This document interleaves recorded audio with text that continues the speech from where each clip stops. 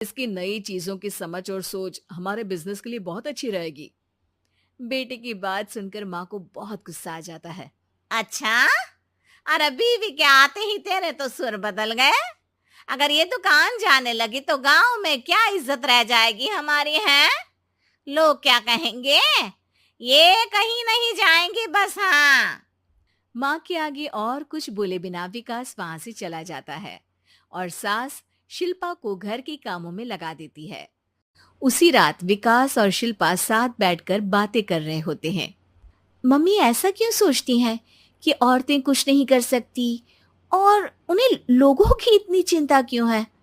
पापा की डेथ के बाद माँ ने दुकान संभालने की कोशिश की थी, पर लोगों ने उल्टी सीधी बातें सुनाकर उनका आत्मविश्वास इतना गिरा दिया कि वो कुछ कर ही नहीं पाई और सोचने लगी कि शायद औरतें ये सब कर ही नहीं सकती, इसलिए उनसे भी नहीं हुआ। लोगों की यही तो दिक्कत है, उन्हें अपने से ज्यादा दूसरे की जिंदगी में स्वाद आता है।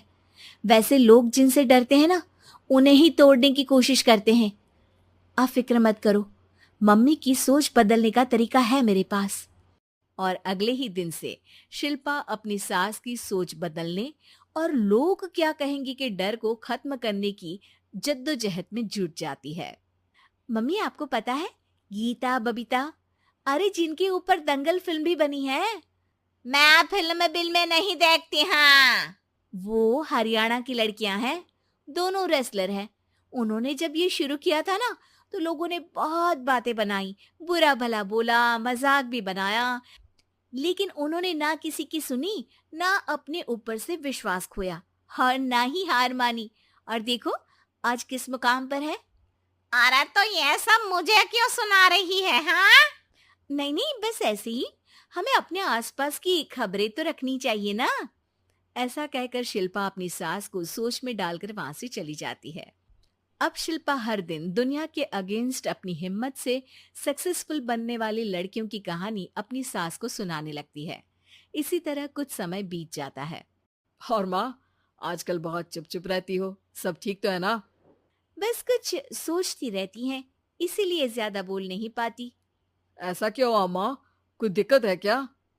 अरे तेरी पत्नी ही दिक्कत है? मैंने क्या किया? अरे रोज मुझे कुछ समझाने के मकसद से एक नई कहानी सुनाती है, पर खुद नहीं जानती कि मुझे सब पहले से पता है। हाँ। तो फिर दिक्कत क्या है माँ? लोग क्या कहेंगे? अरे उनका तो काम ही है कुछ ना कुछ कहना। आप ये सोचो कि उन्हें नजरअंदाज करके हम साथ मिलकर किस ऊंचाई पर पहुंच सकते हैं। बेटे और बहू की बातों से सोच में पड़ी माँ वहां से चली जाती है।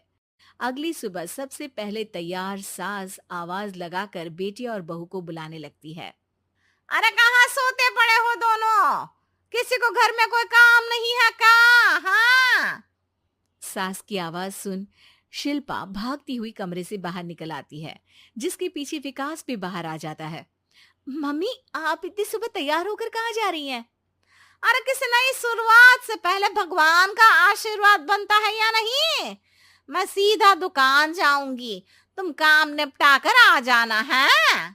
सास की बात सुन शिल्पा और विकास खुशी से फूले नहीं समाते। ये हुई ना मेरी माँ वाली बात। पूरा परिवार मिलकर दुकान पर काम करने लगता है, जिसमें विकास और उसकी माँ दुकान संभालते हैं, तो शिल्पा काम को ऑनलाइन डाल शहर और इंटरनेट का काम संभालने लगती है, जिसे देख गांव में लोगों के बीच गॉसिप शुरू होते देर नहीं लगती। और क्या विकास भाई, अकेले काम संभल नहीं रहा था तो नौकर रख लेते। और तो को यहाँ लाने की क्या जरूरत थी। इन्हें घर में जो काम बोलो वो तो सही से करती नहीं, यहाँ आकर तो तुम्हें डुबा ही देंगी। अरे भाई सा, अगर आपके घर की औरतें सही से काम नहीं करती ना, तो हमें उससे कोई लेना देना नहीं। यहाँ आपकी पंचायत के लिए किसी के पास समय नहीं है। हाँ। करारा जवाब सुन बातें सुनाने आए लोग मुंह लटकाए उल्टे पैर वापस चले जाते हैं। वाह मम्मी, ये तो अब दोबारा कभी भूल कर भी यहाँ नहीं आएंगे। I am so proud of you. अरे बहुत हुआ। हाँ, काम पर लगो चलो। तीनों आपस में काम बांटकर अपने अपने काम पर लग जाते हैं। इसी तरह दिन दिनों के साथ महीने बीतते हैं। जिसमें शिल्पा की पढ़ाई, विकास की मार्केट स्किल और सास की फाइनेंशियल मैनेजमेंट से उनकी दुकान बहुत अच्छा बड़ा बिजनेस बन जाता है, जो गांव के साथ साथ शहर में भी अच्छा खासा मशहूर हो जाता है। अरे सच ही कहते थे तुम दोनों। लोगों का तो काम ही होता है कहना। अब हमें सुनना है या नजरअंदाज करना है वो तो हमारे ऊपर है। हाँ।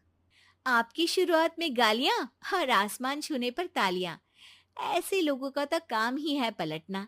इनकी बातों से हमें कभी अपनी राह बदलनी नहीं चाहिए, बल्कि अगर बातें बन रही है तो समझ जाओ कि रास्ता सही है।